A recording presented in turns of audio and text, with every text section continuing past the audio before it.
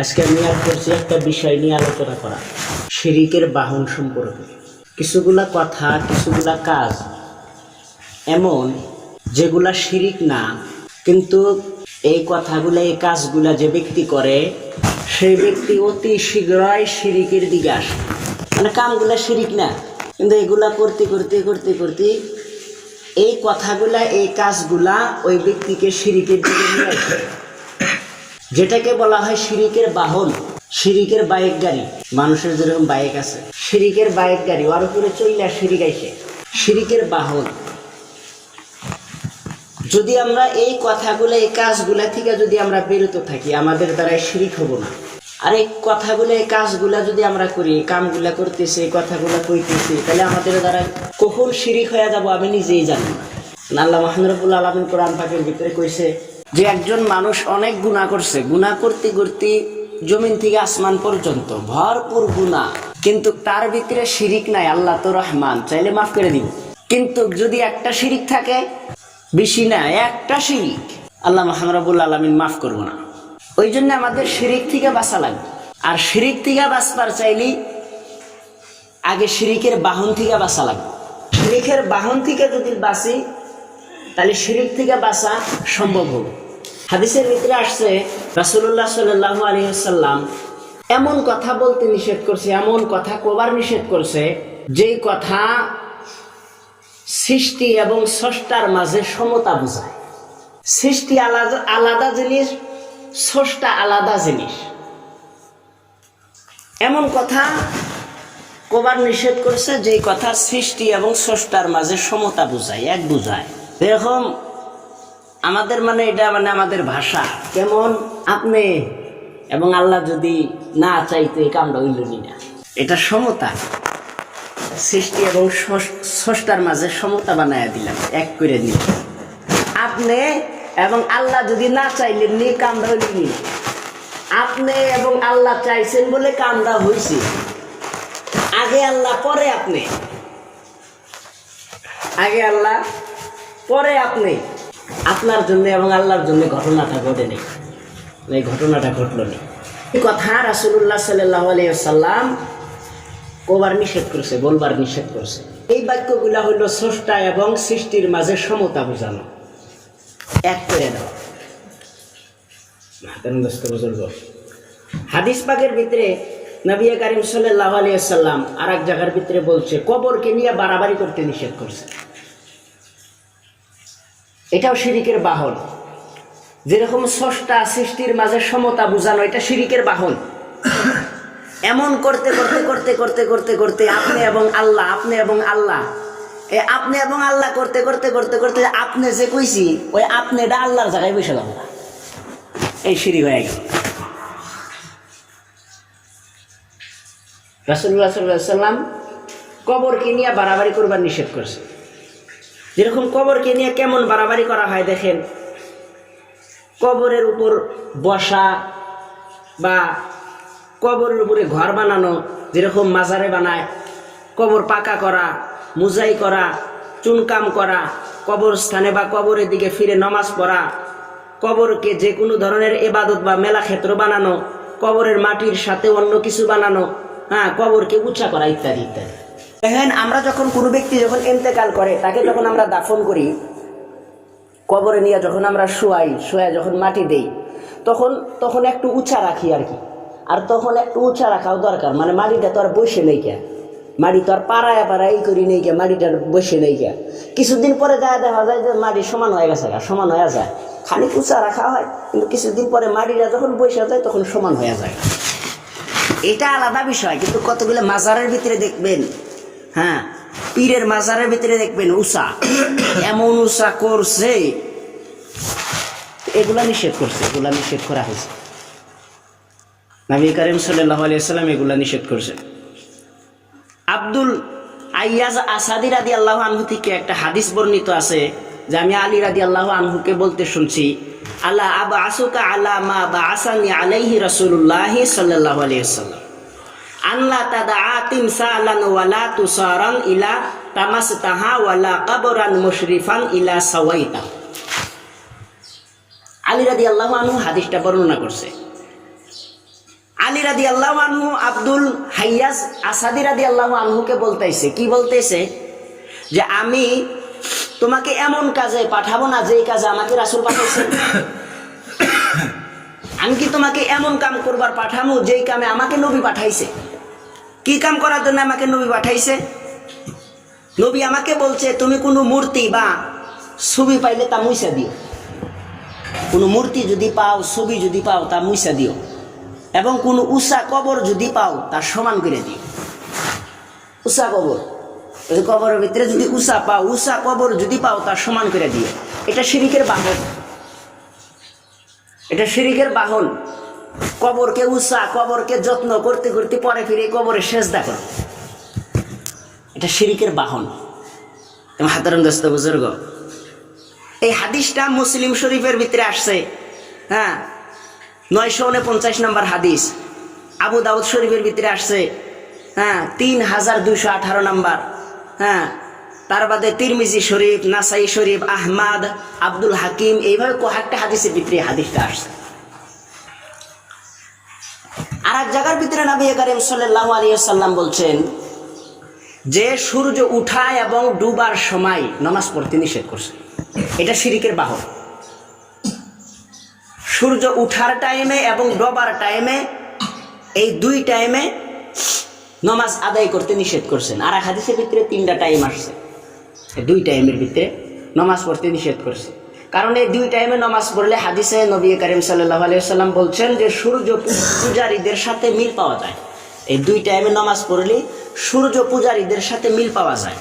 হ্যাঁ, উকবা বিন আমির জুহানি রাদিয়াল্লাহু আনহু থেকে একটা হাদিস বর্ণিত আছে যে সালাসু সাআতিন কানা রাসূলুল্লাহ সাল্লাল্লাহু আলাইহি ওয়াসাল্লাম ইয়ানহানা আন ইয়াসাল্লায়া ফাহিন্না আও আন তাকবারা ফিহিন্না মাউতানা হিনা তাতলুউ শামসু বাজিগাতান হাত্তা তারফাই ওয়া হিনা ইয়াকুমু কাইমুন জাহিরাতি হাত্তা তামিলা শামসু ওয়া হিনা তাদাইফু শামসু লিল গুরাবি হাত্তা তাগরুব।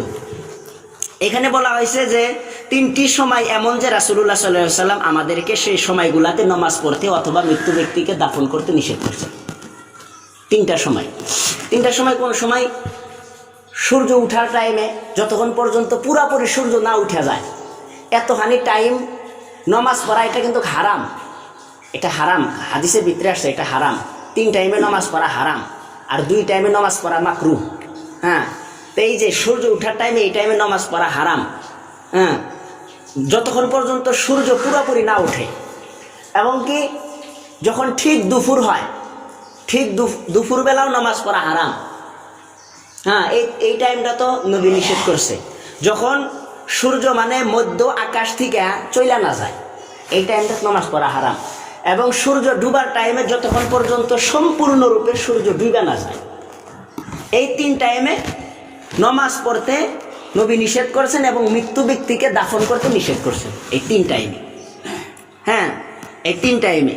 এটা মুসলিম শরীফের ভিতরে 831 নম্বর হাদিস, মুসলিম শরীফের ভিতরে আসছে। হাতারাম দোস্ত বুজুর্গ, আমরা অনেকেই জানি না যে এই 3 টাইমে যে নামাজ পড়া হারাম। এই 3 টাইমে নামাজ পড়া হারাম, 2 টাইমে নামাজ পড়া মাকরু। কোন কোন টাইম? এই 2 টাইমে নামাজ পড়া ফির মাকরু, যে শুধু মাকরু না, মাকরু এ তাহরিমি। এটা ফজরের নামাজের পর সূর্য উঠা পর্যন্ত, আসরের নামাজ থেকে মাগরিব পর্যন্ত, এই 2 টাইম নামাজ পড়া মাকরু এ তাহরিমি। মানে হারাম না, হারামের অন্তর্ভুক্ত। নামাজ পড়লে সওয়াব পাবো না, কোনো সওয়াবই হবো না। এই 2 টাইমে নামাজ পড়া মাকরু এ তাহরিমি, আর 3 টাইমে নামাজ পড়া হারাম। সূর্য উঠার টাইমে, ঠিক দুপুর, ডুবার টাইমে, এই 3 টাইমে নামাজ পড়া হারাম। রাসূলুল্লাহ সাল্লাল্লাহু আলাইহি ওয়াসাল্লাম পূজা মণ্ডপে অথবা মেলা ক্ষেত্রে মানত পুরা করতে নিষেধ করছে। এতে পূজারীদের সাথে মিল পাওয়া যায়। অনেক মানুষ দেখা যায় ছেলে মেয়ে যখন মানে ওরকম বেমারের ভিতরে যখন পড়ে, রোজা দেখায়, কুরবাস দেখায়। কুরবাস দেখানোর পরে আজকাল দেখবেন অনেক কুরবাসরা শিরিক করে। সিন্দুর মানে অনেক কিছু দরকার হয়ে যায়, যেগুলা পূজার অন্তর্ভুক্ত, পূজার মতো।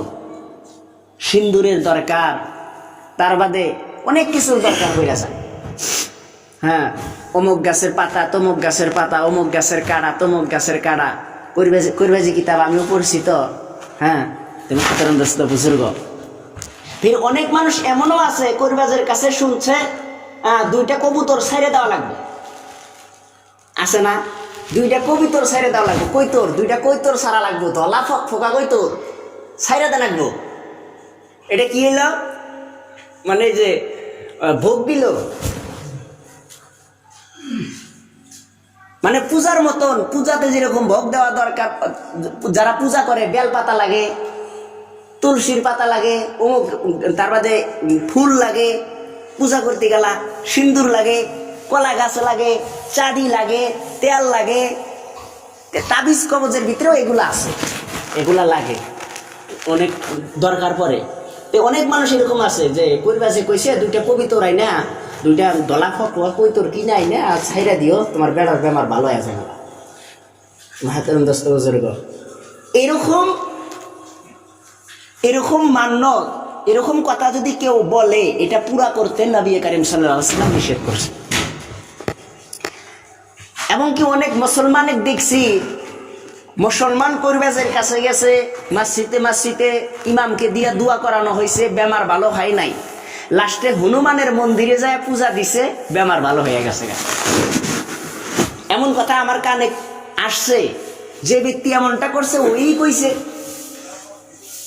একটা কথা মনে রাখবেন, সত্যর জয় ধীরে ধীরে, মিথ্যার জয় কিন্তু তাড়াতাড়ি হয়। এটা একটা আঙ্গের মুরব্বীর একটা বাক্য কয় আর কি, যে সত্যর জয় ধীরে ধীরে, মিথ্যার জয় ফস করে হয়। তে দুনিয়ার ভিতরে যদি আপনি আল্লাহর কালাম যেগুলো আছে, এগুলা তো সত্য, এগুলা পয়রা যখন আপনি বেমারে পড়ছেন, পানি ফুক দিয়ে খাবেন, নমাজ পড়ছেন, নমাজে আপনি দোয়া করলেন, হ্যাঁ দেখেন মানুষের দোয়া 3 ভাগে কবুল হয়।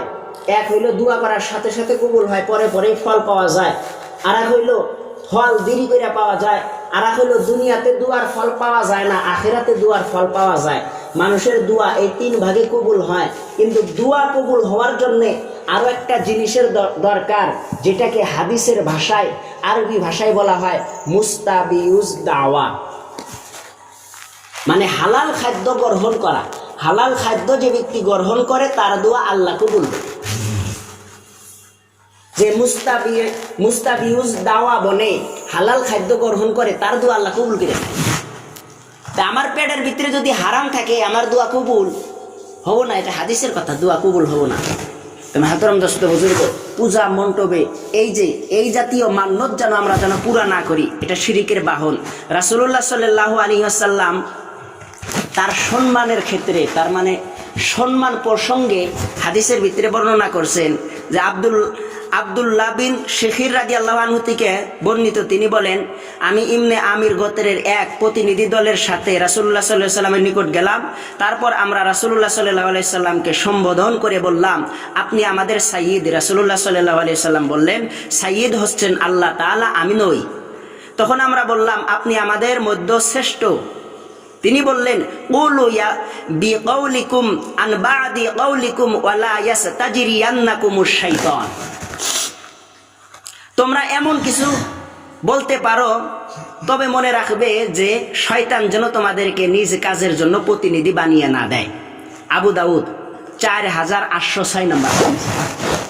এইখানে বলা হয়েছে, যেরকম আজ দুনিয়ার ভিতরে দেখা যায় একদল নবী মাটির তৈরি, এটা নিয়ে একদল টানাটানি, নবী মাটির তৈরি। আর একদল ফির কইতেছে কি নবী নূরের তৈরি। কেরা কইছে রে মাটির তৈরি? নূরের তৈরি নবী।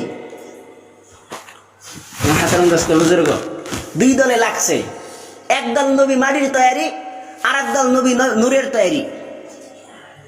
এই গাদা বোঝেই না নূর কাকে কয়। নূর হইলো একটা আলো। নবীকে তো আল্লাহ আলো স্বরূপ দুনিয়াতে পাঠাইছে মানুষকে ইহদিনাস সিরাতাল মুস্তাকিমের রাস্তা দেখাবার জন্য, মানুষকে কাওলাম মিম্মান দাআ ইলাল্লাহ, আল্লাহর দিকে আহ্বান করার জন্য, মানুষকে একত্ববাদীর দাওয়াত দেওয়ার জন্য আল্লাহ দুনিয়াতে নবীকে পাঠাইছে। এই কয় নবী নূরের তৈরি। নবীকে আল্লাহ নূর স্বরূপ পাঠাইছে, কোরআন পাকের ভিতরে বলছে। নবী আসলেই নূর আমাদের জন্য। নবী আমাদেরকে ইহদিনাস সিরাতাল মুস্তাকিমের রাস্তা দেখাইছে। এইটা নিয়ে টানাটানি। ও নমাজ পড়ে না, রমজানের রোজা থাকে না, বিবিকে পর্দায় রাখে না, বউকে পর্দায় রাখে না, মাকে বোনকে পর্দায় রাখে না, কিন্তু নবী মাটির তৈরি না নূরের তৈরি, এটা নিয়ে টানাটানি। নবী নূরের তৈরি, এর এই আকীদা বিশ্বাস করা তো এটা ইমানের অংশ না, যে নবী নূরের তৈরি না মাটির তৈরি এটা বিশ্বাস করা লাগবো। নবী নূরের তৈরি বিলে বিশ্বাস করা লাগবো, এটা তো ইমানের অংশ না। নবীকে আল্লাহ নূর স্বরূপ দুনিয়াতে পাঠাইছে। এই যে নবী হাদিসের ভিতরে বলছে যে আমাকে নিয়ে তোমরা বাড়াবাড়ি কইরো না, আমাকে নিয়ে তোমরা বাড়াবাড়ি কইরো না। যদি কেউ যদি জিজ্ঞাসা করে আমার সম্বন্ধে, তখন তুমি আমার সম্বন্ধে এতটুকুই বলবা যে উনি আল্লাহর বান্দা এবং তাওহীদের রাসূল, এতটুকুই। আমি কিসের তৈরি কি না কি দরকার নাই, এতটুকুই বলবা যে আমি আল্লাহর রাসূল, তাওহীদের রাসূল এবং আল্লাহর বান্দা, দুইটা কথাই শেষ। কিন্তু আমরা তো পড়ছি একজনে কার নবী মাটির তৈরি, আর একজনে কার নবী নূরের তৈরি, এই দুইজনে নিয়ে লাগছে। বাপরে বাপ, বাহাস কত জায়গায় বাহাস হইতেছে। নবী নূরের তৈরি আর এক দলকার মাটির তৈরি, দুই দলে বাহাস হইতেছে। হাতারাম দোস্ত বুজুর্গ, নবী মাটির তৈরি না নূরের তৈরি আমাদের দেখা দরকার নাই। নবীর তরিকা অনুযায়ী চলে। কিসের তৈরি আছে আছে, নবীর তরিকা অনুযায়ী চলেন, নবীর সুন্নতকে আঁকড়ায় ধরেন, নবী যেইভাবে চলবার কইছে ওইভাবে চলেন। দুনিয়া আখিরাত দুনো জাহানের ভিতরে আমরা শান্তি পাবো। তো এটা শিরিকের বাহন। নবীর পরিচয় সম্পর্কে নিয়ে যে টানাটানি করা, এটা শিরিকের বাহন। এমন করতে করতে কবে যে নবীকে আল্লাহ পর্যন্ত পৌঁছায় দিম আল্লাহ ভালো জানে। এটা শিরিকের বাহন, শিরিকের বাহন। ওমর রাদিয়াল্লাহু আনহু থেকে একটা হাদিস বর্ণিত যে নবী করিম সাল্লাল্লাহু আলাইহি সাল্লাম বলছেন, লা তাতুরুনি কামা আতরানিন তাসারাবনা মারিয়াম ফা ইন্নামা আনা আবদুহু ফাকুলু আব্দুল্লাহি ওয়া রাসূলু। তোমরা আমার প্রশংসা করতে গিয়া কখনো বাড়াবাড়ি করিও না, যেমন ভাবে বাড়াবাড়ি করছে খ্রিস্টানরা ঈসা ইবনে মারিয়ম আলাইহিস সালামের ব্যাপারে। আমি কেবল আল্লাহ তাআলার বান্দা, সুতরাং তোমরা আমার ব্যাপারে বলবে তিনি আল্লাহ তাআলার বান্দা এবং তাওহীদের রাসূল। এতটুকু বলবো, বাড়াবাড়ি করার দরকার নাই আমার পরিচয় নিয়ে। এটা নবী বলছে। বুখারী শরীফ 3445 এবং 6830, বুখারী শরীফের ভিতরে একই হাদিস দুইবার আসছে। মুহতারাম দোস্ত বুজুর্গ, কিন্তু আমরা এই নিয়ে টানাটানি, নবী নূরের তৈরি না মাটির তৈরি, এই নিয়ে আমরা টানাটানি। হযরতে মুয়াবিয়া রাদিয়াল্লাহু আনহু থেকে একটা হাদিস বর্ণিত আছে যে রাসূলুল্লাহ সাল্লাল্লাহু আলাইহি ওয়াসাল্লাম বলছেন, ইয়াকুম ওয়াত্তামা দাহু ফা ইন্না যুবহা। তোমরা একে অপরের প্রশংসা করা থেকে দূরে থাকো। আমার প্রশংসা করবা তো দূরের কথা, একে অপরের প্রশংসা করা থেকে দূরে থাকো। হ্যাঁ, কারণ সম্মুখ প্রশংসা করা মানে তাকে জবাই করা। কথাটা বুঝছেন? এখন আমি যদি চাচার প্রশংসা করি, চাচা এনে বসে রয়েছে, আপনাদের সামনে চাচার প্রশংসা করলাম, চাচা খুব ভালো মানুষ, খুব নমাজি, সবসময় মসজিদে এসে সবসময় তসবিহ টানে, প্রত্যেক দিনই কোরআন পড়ে, একটু জব করলাম। এমন প্রশংসা করতে নবী নিষেধ করছে। প্রশংসার খাতিরেও খুব হুঁশিয়ার। হযরত বাকারা রাদিয়াল্লাহু আনহু থেকে বর্ণিত, তিনি বলেন, জৈনিক ব্যক্তি নবী করিম সাল্লাল্লাহু আলাইহি ওয়াসাল্লামের সম্মুখে অন্যজনের প্রশংসা করলো। নবী করিম সাল্লাল্লাহু আলাইহি ওয়াসাল্লাম প্রশংসাকারীর উদ্দেশ্য করে বললেন, ওয়াহিয়াকা কাতাআতু উনুকা সাহিবিকা কাতাআতু উনুকা সাহিবিকা মিরারা ইজা কানা আহাদুকুম মাদিহা সাহিবুহু লা মাহালা ফালয়াকুল আসহিবু ফুলানা ওয়াল্লাহু হাসিবু ওয়ালা আযাক্কা আলাল্লাহি আহাদা হাসিবুহু ইন কানা ইয়ালামু যালিকা কাযা ওয়া কাযা। তুমি ধ্বংস হও, তুমি তার ঘাড় ভাঙ্গিয়া দিলাও, তুমি তার ঘাড় ভেঙে দিছো, তুমি আর ঘাড় ভেঙে দিছো। এই কথা রাসূলুল্লাহ সাল্লাল্লাহু আলাইহি ওয়াসাল্লাম কয়েকবার বললেন। তবে যদি তোমাদের কেউ অবশ্যই কারো প্রশংসা করতে চায়, তাহলে যেন সে বলে, আমি ধারণা করছি, তবে আল্লাহ তাআলাই ভালো জানেন, আমি তার উপর কারোর পবিত্রতা বর্ণনা করতে চাই না, আমি ধারণা করছি সে এমন এমন। সে ব্যক্তির ব্যাপারে এতটুকুই বলবে যা তুমি ভালোভাবে দেখছো, ভালোভাবে জানো। বুখারী 2 জায়গার ভিতরে আসছে, মুসলিম 3000, আবু দাউদ, তার বাদে ইবনে মাজাহ, এইভাবে কয়েকটা হাদিসের ভিতরে হাদিসটা আসছে। কারো বিষয়ে যদি আমাদের প্রশংসা করার যদি দরকার পড়ে, এতটুকু প্রশংসা করা আমাদের দরকার। যতটুকু আমি দেখছি, আমার চোখের সামনে দেখছি যে মানুষটা এরকম ছিল, এতটুকু প্রশংসা করা দরকার। হ্যাঁ, হাম্মাম রাদিয়াল্লাহু আনহু থেকে বর্ণিত, তিনি বলেন যে জৈনিক ব্যক্তি উসমান রাদিয়াল্লাহু আনহুর সম্মুখে তার প্রশংসা করতে মিকাদ রাদিয়াল্লাহু আনহুর চেহারায় মাটি ছুঁড়ে মারলেন এবং রাসূলুল্লাহ সাল্লাল্লাহু আলাইহি সাল্লাম বললেন, ইজা রাআইতুম মাদ্দাহিনা ফাহসুনি উজুহি মুর তুরাব, যখন তোমরা প্রশংসাকারীদেরকে দেখবে তখন তোমরা তাদের মুখে মাটি ছুঁড়ে মারিও। ওই জন্য মানুষের প্রশংসা করতে গেলে খুব সাবধান, খুব সাবধান। শিরিকের বাহন যেগুলা, এই শিরিকের বাহন থেকে আমরা বিরত থাকি।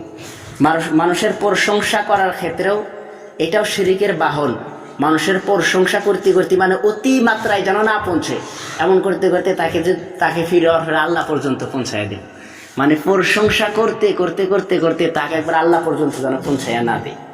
যেরকম এই কিছুদিন আগে ইউটিউবের ভিতরে দেখলাম এক মৌলানা, মানে আলিম আর কি, কিন্তু পীর পূজারি আলিম, এ কি করছে 10-12 জন পোলাই ফানাইছে, তাকে দিয়া চিঠি লেখাইছে। চিঠি লেখাইয়া মানে তারা স্কুলে পরীক্ষা দিব, চিঠি লেখাইয়া এই চিঠি নিয়ে পীর সাহেবের মাজারে দিতেছে। আর পীর সাহেব কইতেছে, কয় বাবা যান, এরা পরীক্ষা দিব এখানে সবকিছু নেহা আছে, পরীক্ষার ভিতরে তুমি কামিয়াবি করো। পীরে এটা কইতেছে, ইউটিউবের ভিতরে দেখলাম। হাতরম দোস্ত বুজুর্গ, এই তো আজ দুনিয়ার হাল। দুনিয়ার মানুষ কি করতেছে, এটা কিয়ামতের আলামত। বাড়ি বাড়ি পীর হবো, এটা কিয়ামতের আলামত। আমরা শিরিকের বাহন থেকে বাইসা থাকবো। আলোচনা বহুত, শিরিকের বাহন সম্পর্কে অনেক কয়টা হাদিস নিছি, যে একটা বিষয় নিয়ে আলোচনা করার দরকার। হ্যাঁ, তো শিরিকের বাহন সম্পর্কে যতগুলা হাদিস আছে সবগুলোই হাদিস মোবাইলের ভিতরে এক কাট্টা করছি, কিন্তু আজকে টাইমও পড়াই হয়ে মানে খুদবার টাইম হয়ে গেল। আজকে এতটুকুই থাক, পরের সপ্তাহে যদি আল্লাহ হায়াতে বাঁচায় রাখে পরের সপ্তাহে আলোচনা করবো। তা আল্লাহ আমাদের সবাইকে শিরিকের বাহন থেকে বাইসা থাকার তৌফিক দান করুক। আমিন। ওয়া আখিরি দাওয়ানা আলহামদুলিল্লাহি রাব্বিল আলামিন।